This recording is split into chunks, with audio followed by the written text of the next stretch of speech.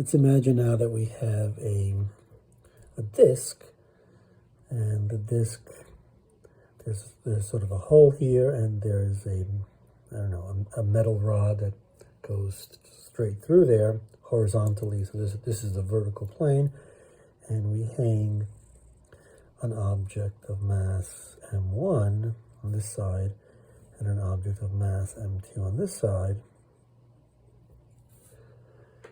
And we want to know the acceleration of this system. But the difference now is that the string can now slide along here. So there's friction here, or we can imagine, nailing or attaching the string here with some glue or something so that it doesn't slide. And so if this rotates, if obviously the one force will be greater than the other, it'll rotate it one way or the other. And so we have forces that rotate this object, but the forces here translate these objects up or down. So we have three objects. Let's say the mass here is m, and the radius of this wheel is r, and it's uniformly distributed.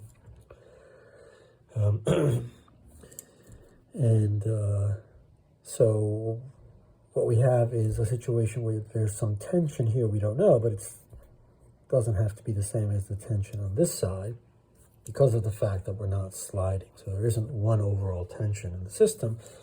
And so we want to get a sense of the acceleration of the system. And we're going to write essentially the ma equals f for the three objects, but we'll write that in rotational form for the disk.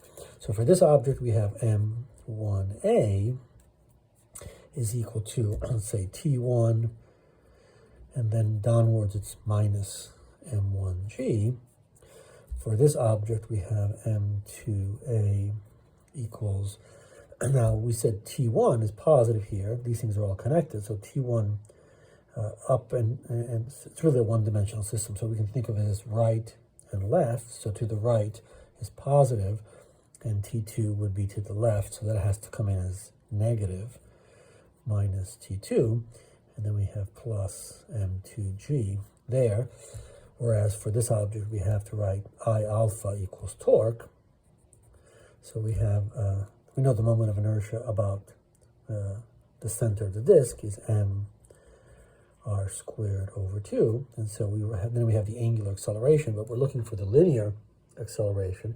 So a is equal to alpha times r, and so we'll write alpha as a over r. And so we have a over r here, and that's equal to the sum of the torques. So, of course, there's gravity acting at the center here, the center of mass of the object, which is the geometrical center, but that's not producing a torque. So remember that torque is equal to, the magnitude of the torque is force times distance, sine of the angle between two directions. And so the gravitational force is acting at the location about which we want to evaluate the torque, so that's a zero torque. Then there's also a normal force, but that's also at the same location, so the R in both of those cases is zero. Those torques are zero, but here we have a force T1, and here we have a force T2, and so we have torques due to both of these. But this torque, the torque due to T1, the force T1, is trying to rotate this wheel counterclockwise, right, or to the left, and to the left is negative, so that's a negative torque, minus T1 times R, and then this one is trying to rotate it clockwise, or to the overall right, if we think of it that way, so that's plus T2R, and that's the system of equations. So we have three equations, and we want to find A.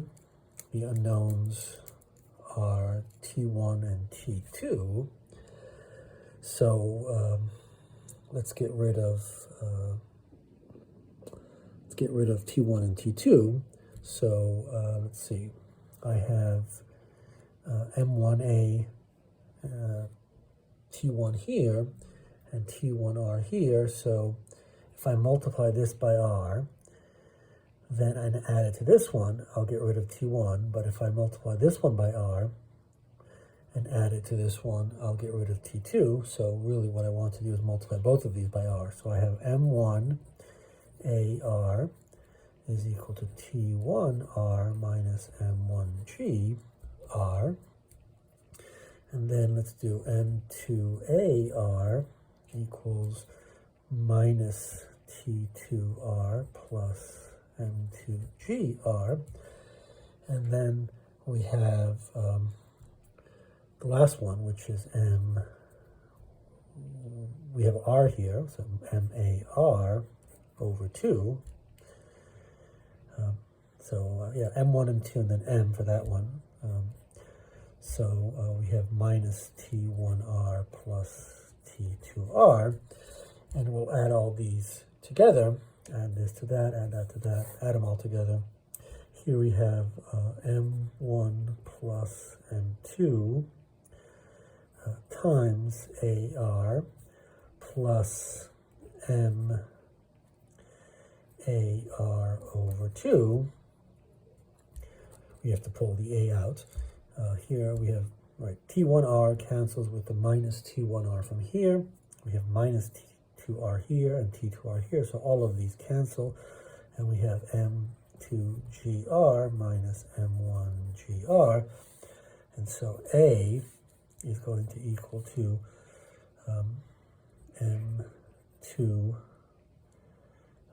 minus M1 times GR, all of that divided by M1 plus M2.